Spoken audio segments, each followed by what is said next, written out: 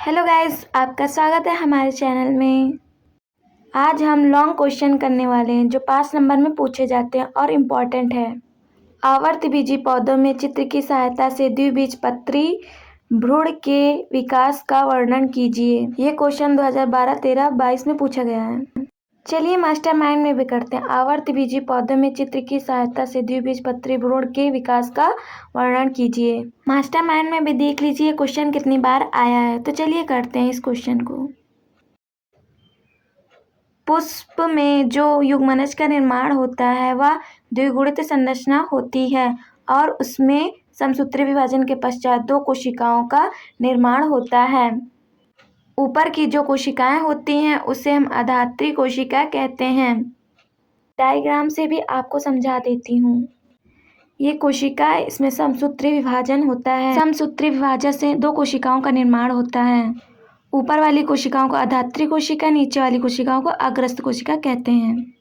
ऊपर की जो कोशिकाएं होती हैं उसे अधात्री कोशिका कहते हैं और नीचे वाली कोशिकाओं को हम अग्रस्त कोशिका कहते हैं। अधात्री कोशिका में अनुप्रस्थ विभाजन होता है, इसका मतलब है समसूत्री विभाजन होता है। तो इसमें सबसे पहले 4 कोशिकाओं का और उसके बाद 8 कोशिकाओं का निर्माण होता है और फिर 16 कोशिकाओं का निर्माण होता है। आप देख सकते हैं इसमें समसूत्री विभाजन होता है, वही अनुप्रस्थ विभाजन। सबसे पहले 4 कोशिका, फिर 8 कोशिका लिम्बक कोशिका कहते हैं। इसे हम अग्रस्त कोशिका में पढ़ेंगे। इन कोशिकाओं को हम लिम्बक कोशिका कहते हैं। ये देख सकते हैं, ये जो कोशिकाएं बनी हैं इसे लिम्बक कोशिका कहते हैं।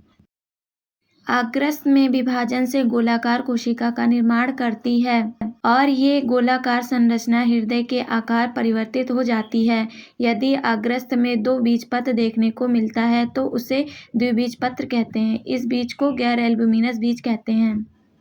इसमें 2 कोशिकाओं का निर्माण होता है, हमने आपको बता दिया। ऊपर वाली कोशिकाओं को अधात्री कोशिका और नीचे वाली कोशिकाओं को अग्रस्त कोशिका कहते हैं। अग्रस्त कोशिका जो होती है विभाजन करके गोलाकार संरचना कर लेती है और बाद में हृदयाकार संरचना में परिवर्तित हो जाती है। इसी को हम अग्रस्त कोशिका कहते हैं। चलिए हम आपको एक बार और समझा देते हैं। ये जो युग्मनज होता है उसमें समसूत्री विभाजन होता है। समसूत्री विभाजन के पश्चात 2 कोशिकाओं का निर्माण होता है। ऊपर वाली को अधात्री, नीचे वाली को अग्रस्त। अधात्री कोशिका में समसूत्री विभाजन से लिम्बक कोशिकाओं का निर्माण होता है और अग्रस्त कोशिका में गोलाकार संरचना फिर हृदयाकार संरचना का निर्माण होता है। यदि अग्रस्त में 2 बीजपत्र देखने को मिलता है तो उसे द्विबीजपत्र कहते हैं।